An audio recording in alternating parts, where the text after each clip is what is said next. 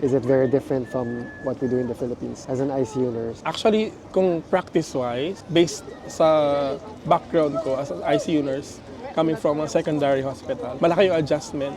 Actually, to be honest, no, nung nag-start ako dito, parang nawala yung pinag-aralan ko. So, iba-iba yung normal Unit, values. oo. Yeah, iba-iba ang normal values.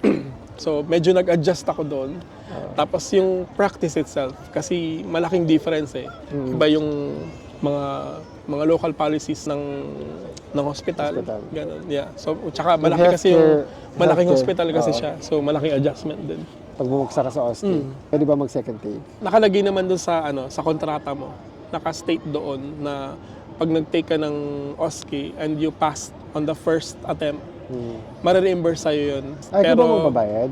Oo. Ay, magkano? Kulang-kulang 1,000 din siya ata. Talaga? Kung hindi ako nagkakamali. Tapos second attempt, 50-50 kayo. Okay. Third attempt, sa'yo Ikaw na. na.